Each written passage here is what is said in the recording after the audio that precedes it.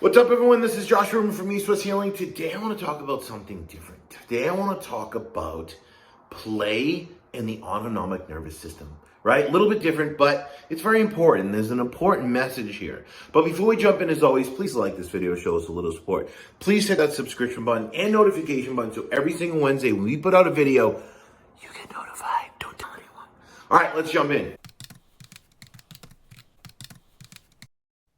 So when we talk about play, what are we talking about? We're talking about hobbies. We're talking about being human. We're talking about getting outside, having fun, doing things that we enjoy in life, beside just working, beside just, and of course you can play with your kids, but of course it's being with your kids and maybe driving them places or doing things for people all the time and doing nothing for yourself, right? We're talking about play. Now we associate play with, of course, being a child.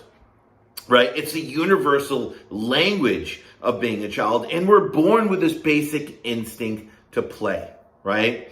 It makes, play for children is associated with safety and security. It just feels good. I mean, think about it. When you're not working and you're doing something that you want to do, maybe it's going golfing.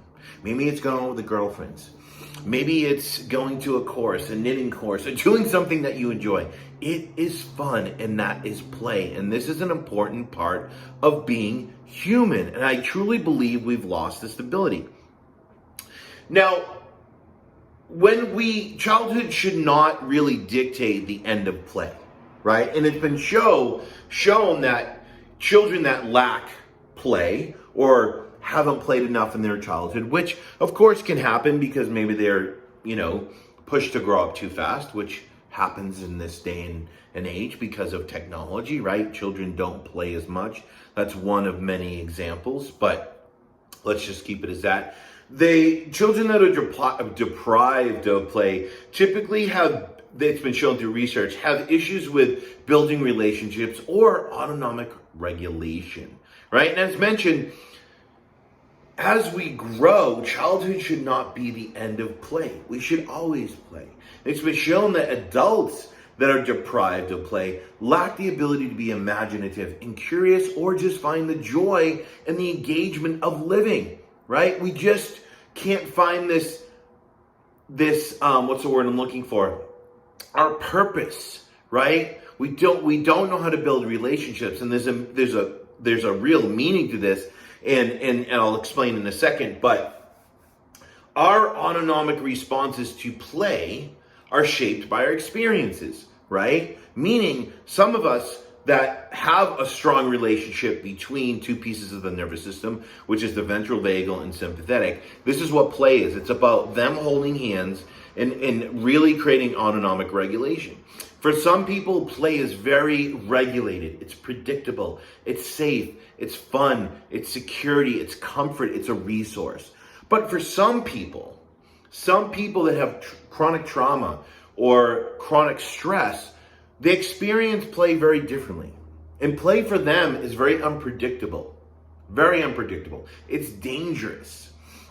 And it's not fun, right? So think of it like this.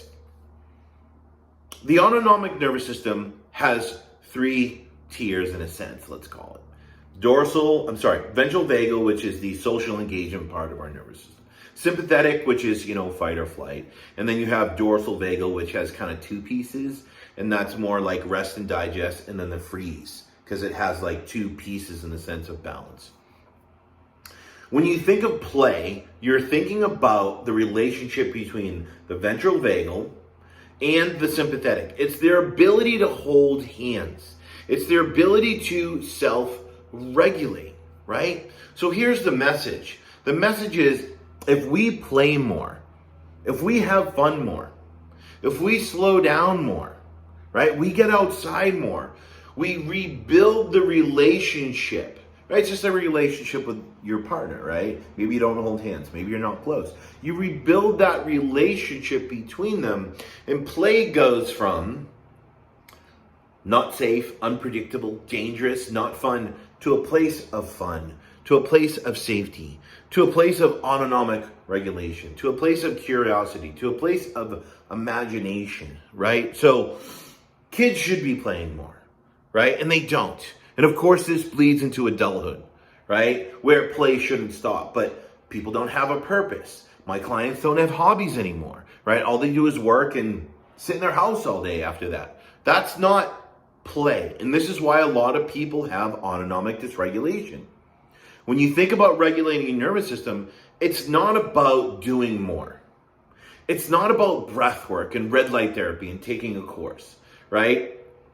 That's not what your nervous system needs, because most people's nervous system is in that state of play is not fun, play is unpredictable, right? We have to learn how to self-regulate by creating cues of safety so we can co-regulate around other people and do both, right? So we can regulate in both environments. And play allows us to do this because it creates cues of safety in a sense, right? And that is the most important thing, because the only way to begin to regulate the nervous system is to create cues of safety, is to rebuild that relationship between those two pieces of your nervous system, right? So you can self-regulate. So the message is simple: play more, get outside more, have fun more. Just go sit on a park bench around other people and watch and observe and be in nature.